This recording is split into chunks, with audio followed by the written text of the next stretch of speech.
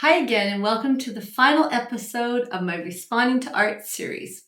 We've covered a lot of ground together so far, from the elements and principles of design to the compositional tools. In this episode, we'll explore one of the most valuable skills an artist can develop, learning how to respond to art through something called reasoned criticism. No two people will ever experience a piece of art the same way. That's because responding to art is at its heart a subjective experience shaped by who we are, what we value, and how we see the world. And really, who's to say what we should like or shouldn't like? That said, there are some practical tools that can help you move beyond I like it or I don't like it to I like it because or I don't like it because. And that's where reasoned criticism comes in. As the name suggests, it's about giving reasons for your response, combining your personal impressions with objective observations. It's about learning to see art not just emotionally, but analytically.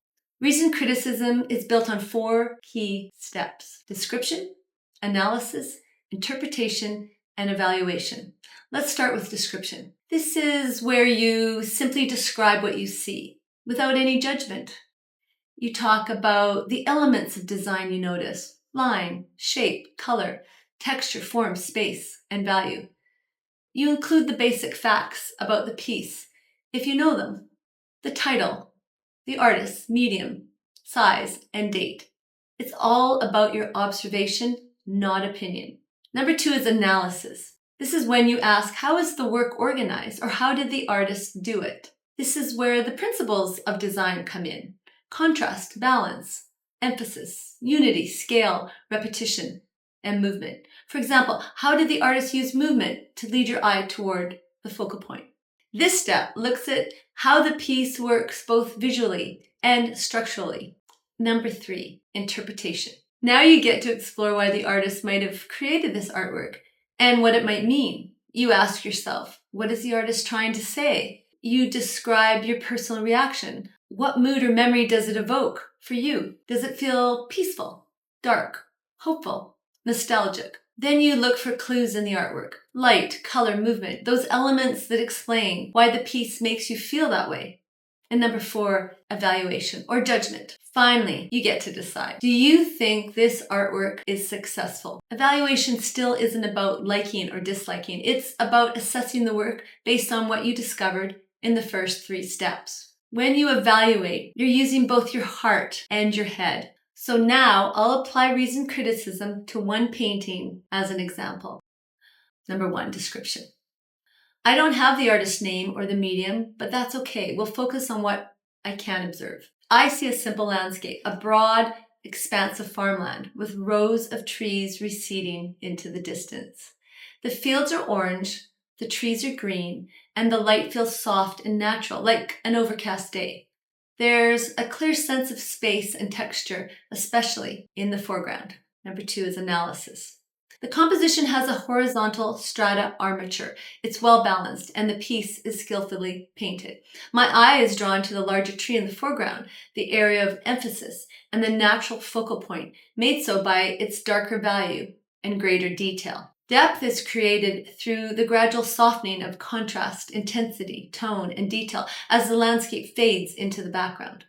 The artist also seems to have considered the rule of thirds, placing both the horizon line and the focal point thoughtfully within the frame.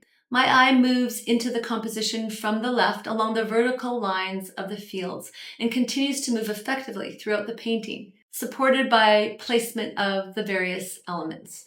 Now, interpretation.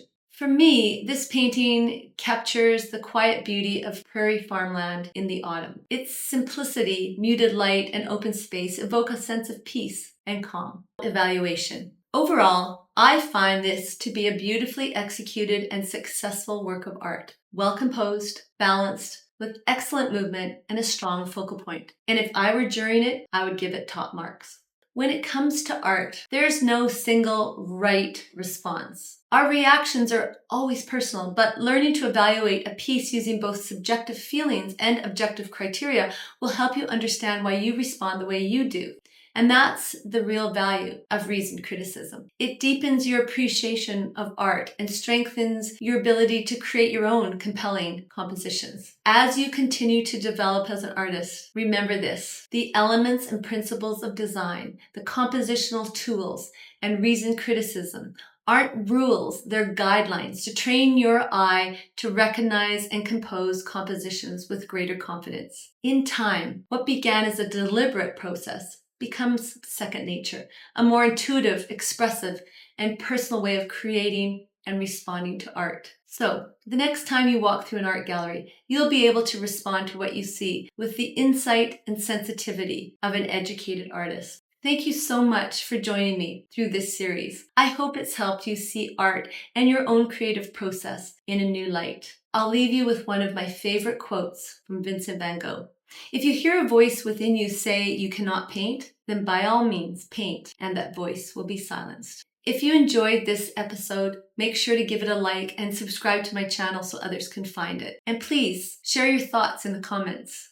That's it. Thanks so much.